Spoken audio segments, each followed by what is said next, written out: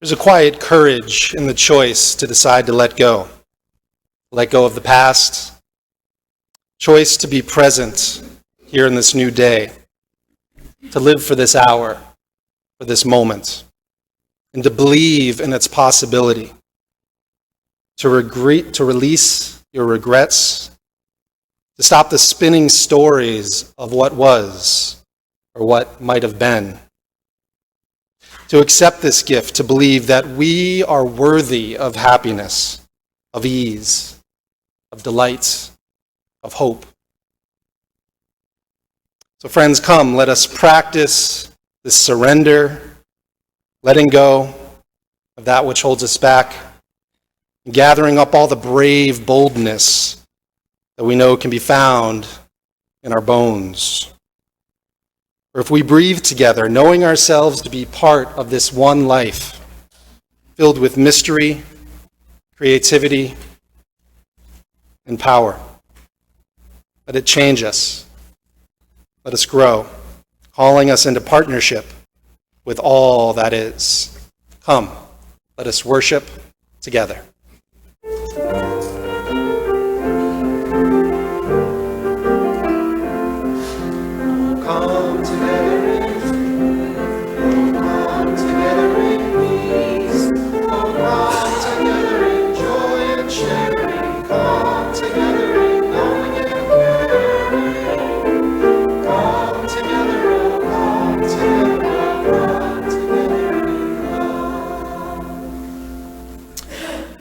Now I would invite forward David Temple to share with us the morning's reading.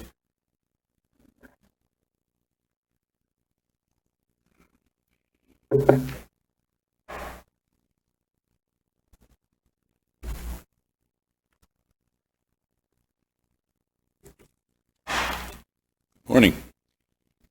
In the Upanishad, the sacred scripture of Hinduism, there's a story of a father trying to teach his son something about the nature of divinity in the world. He told his son to put a handful of salt into a bucket of water. The boy did so and soon went off to bed.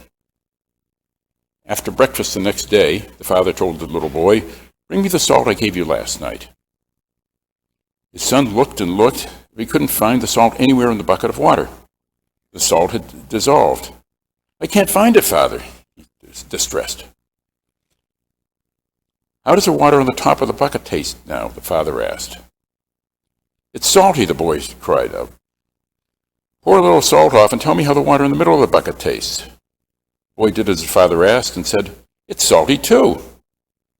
The boy poured off some more water, tasted it again, and of course it was even saltier, which led him to say to his father, "I think the salt will always be in that water now." His father nodded and said, "Remember you were asking about God and why you could not see him?" The boy nodded. "The world is a bucket of water, and God is the salt. You cannot see it, but it flavors everything. This is the truth, my son. You are salty too." Thank you, David. Well, as you've already heard this morning, this year we are using the Soul Matters curriculum that provides wonderful resources and support for our worship services as well as religious exploration, and for our chalice circles, which we'll be holding one following the service today, about 11:30. We'll meet across the way in the U-House. This month, the Soul Matters theme is the path of courage. So today I'd like to talk about a special kind of courage. That courage that can be difficult for some of us to delve more deeply into our spiritual selves.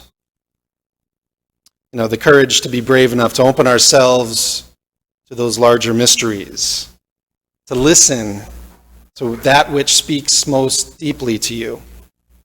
Because for many of us, myself included, sometimes that can be a bit scary. I know some of you do already have a deep connection with Spirit, with meditative practices that help to open you to that which is most holy. And for others of you, you're more grounded in the here and the now, and what can be experienced with our eyes and our ears. Both perspectives, of course, are really important. But for those evidence based realists out there who want to see it, to believe it, trying to be open to the greater mysteries of existence, those things that are ethereal and fleeting. Well, you may be a bit skeptical, and I would expect nothing less from a bunch of good UUs. From our reading this morning from the Upanishads, which is one of the many sacred Hindu scriptures, the world's a bucket of water, and God is the salt. You cannot see it, but it flavors everything. This is the truth, my son. You are salty too. Now, this is the ultimate truth of Hinduism. Divinity permeates all things, including us.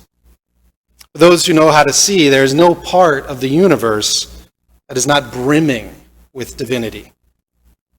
In fact, for Hindus, there is nothing in the universe that is not both divine and at the same time also us. The Sanskrit words that the Father used in the Hindu story are Tat Savam Asi, which mean you are that.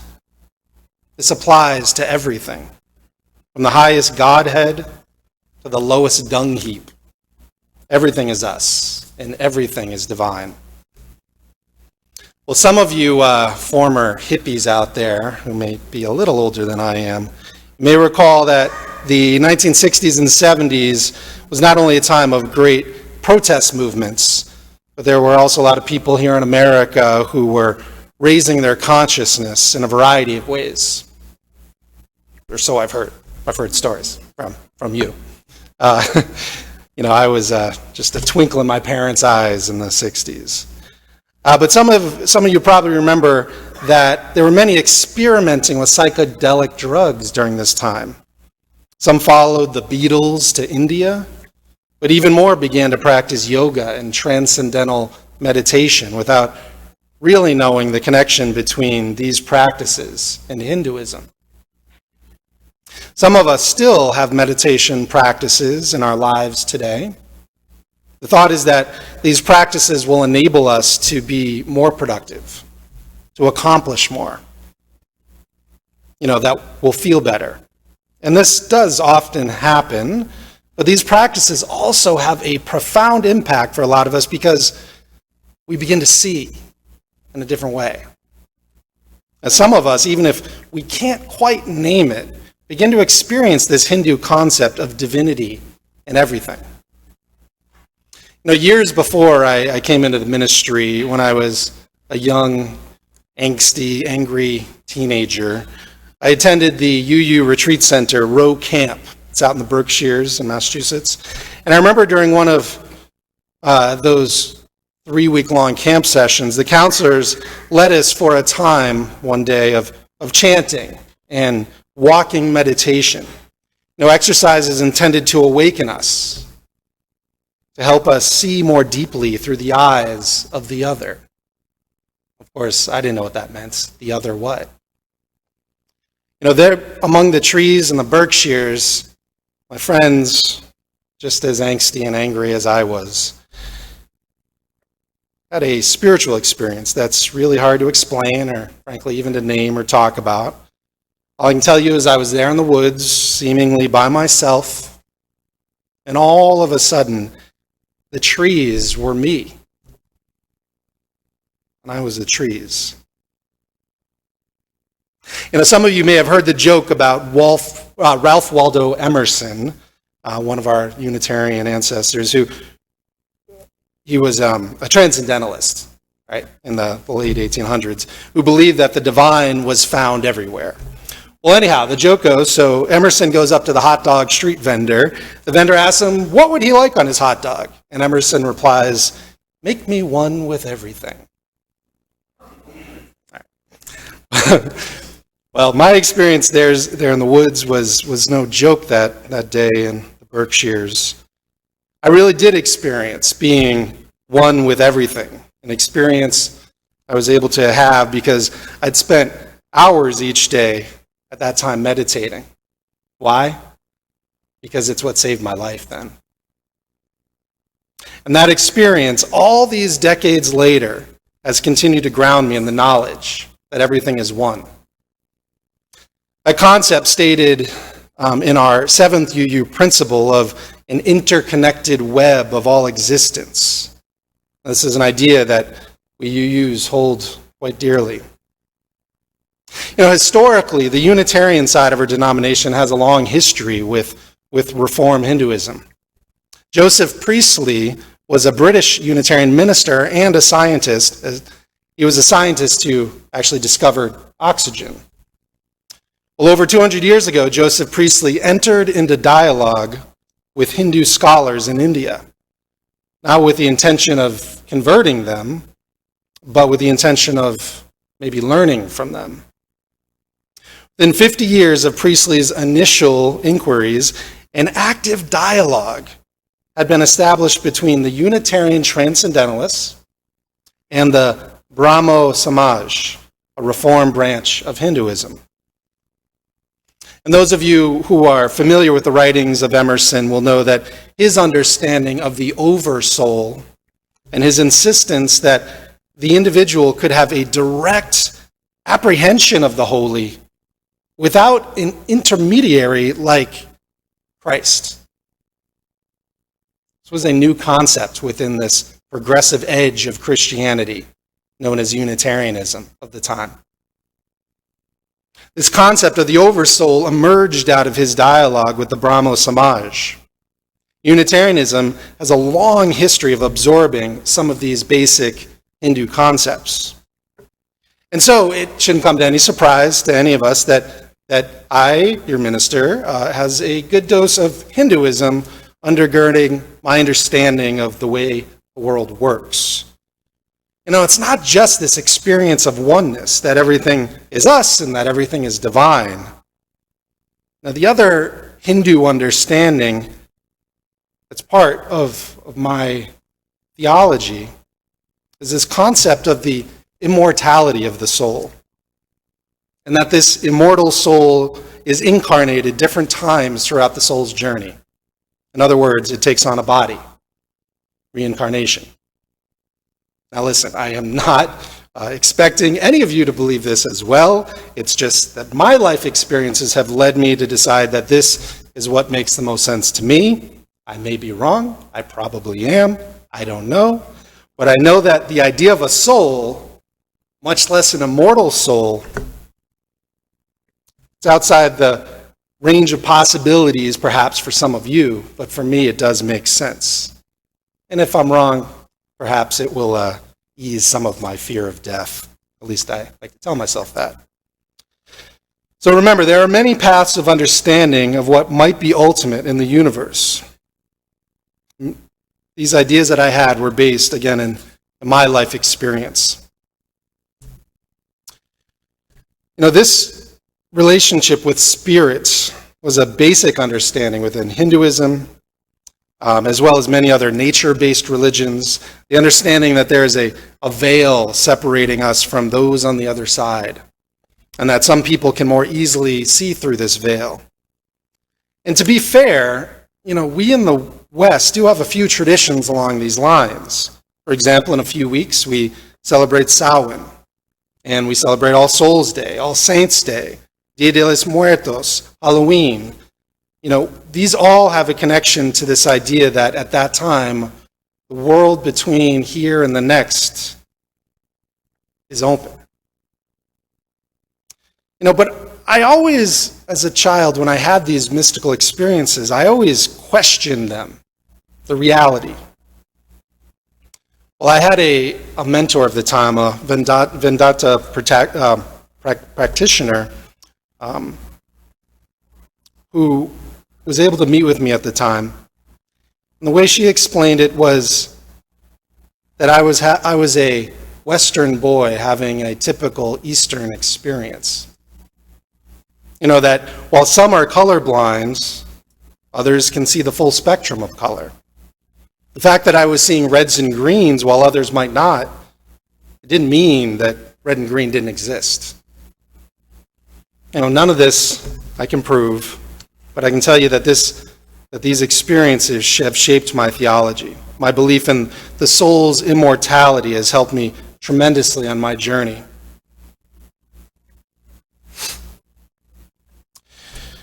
Well, and just as UUism has been influenced by many systems of belief and practice, so is Hinduism, which has not only adapted itself to other cultures and beliefs, but has been subsumed into every tradition that comes in contact with it. It was Gandhi who said, I am a Muslim, I am a Hindu, I'm a Christian, a Jew, and so are all of you. Well, how could that be? Well, it's because of this understanding that all is one, and that this one, the divine, is in everything. It's the salt in that bucket of water. It's Emerson's hot dog. In Hinduism, it is Brahman that is the ultimate ground of all that is. Atman is the part of Brahman that lives in us. And Brahman has many manifestations, many faces. You may have heard of Vishnu, the sustainer, maybe Shiva, the destroyer, and Lord Krishna. But in the popular practice of Hinduism, there are a multitude of deities.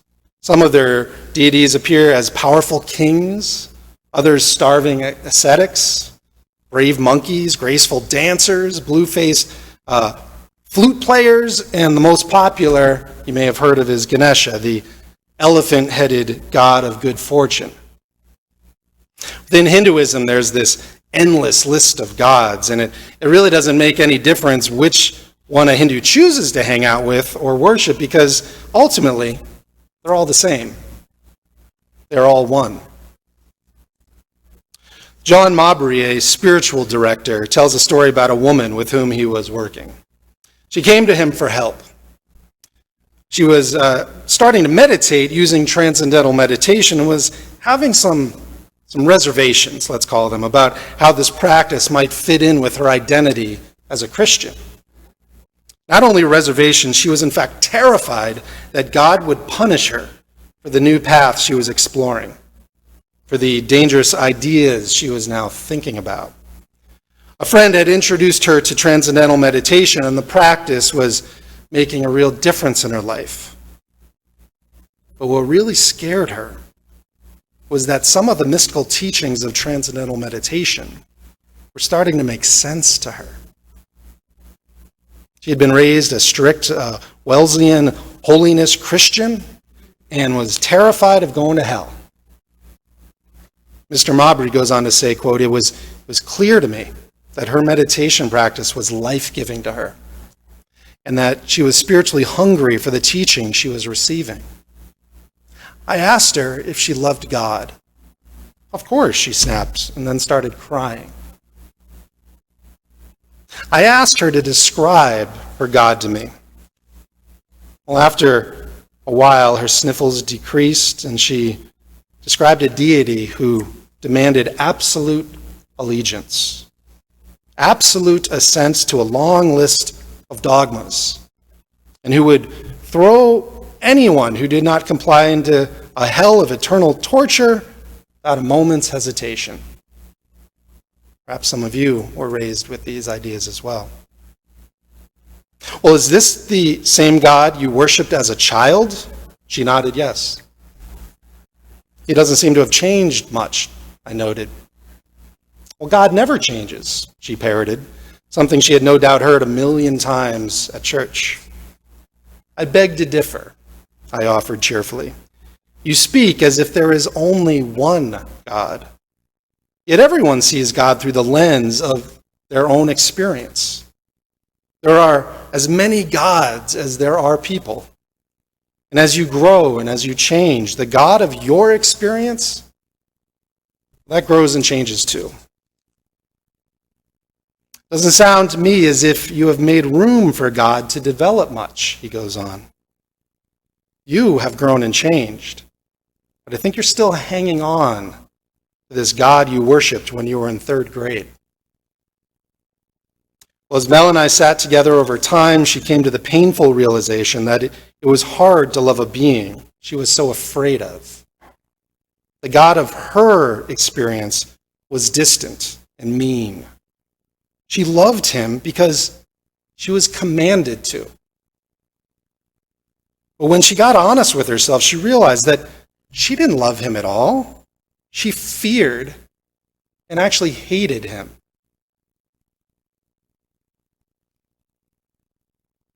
Mr. Mabry asked Mel to do some writing before their next visit. He asked her to write about the kind of God she wanted most to be true.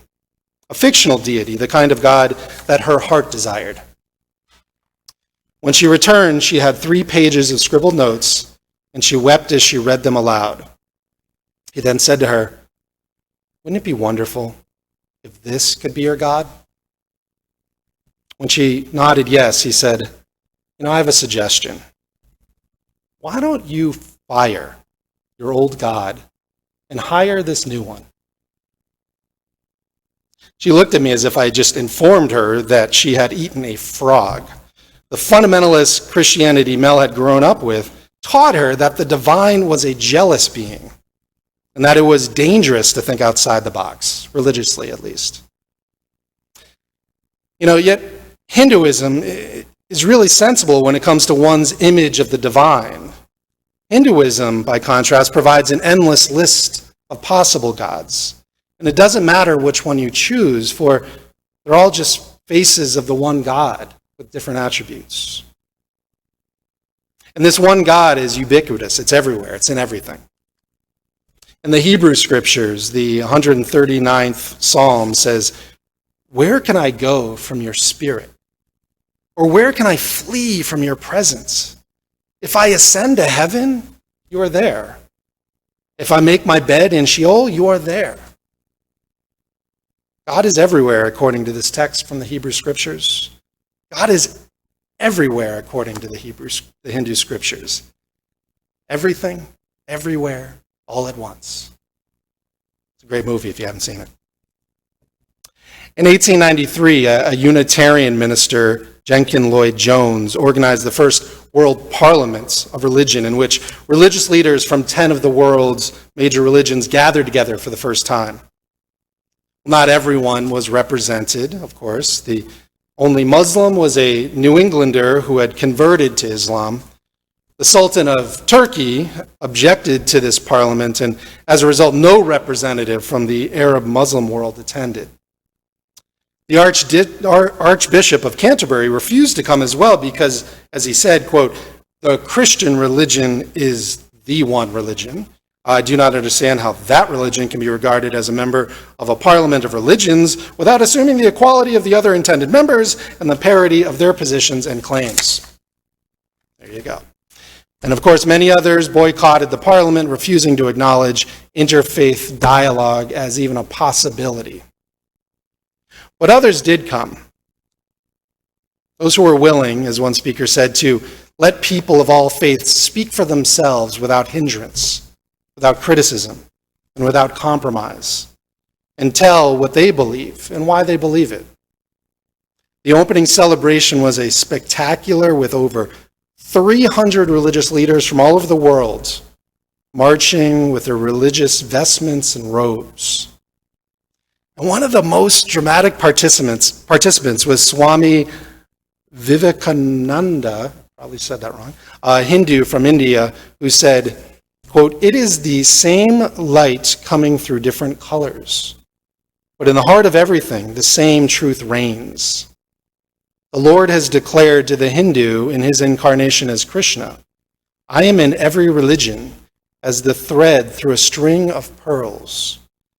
And wherever thou seest extraordinary holiness and extraordinary power, raising and purifying humanity, know ye that I am there.'" It's powerful. And I make no indication that I considered myself to be Hindu. I am a lifelong Unitarian Universalist. But some of these teachings do speak profoundly to me. For as Unitarian Universalists, we're encouraged to explore the many paths toward that which is ultimate, if indeed there's anything ultimate at all. Or if we are brave enough to perhaps look beyond the physical and explore that which is most true to us, that which we deem to be holy, that which speaks to us, I believe that path will bring us closer to health and wholeness. So my prayer for all of us this morning is that we may each find the path that is right for us to follow. And then have the courage to set out on that journey. I know this can be scary, but friends, we'll be there right with you because we're scared too. And here at First Parish, you're not alone. So may it be. Amen. Please rise for our closing hymn, number 90, From All the Fret and Fever of the Day.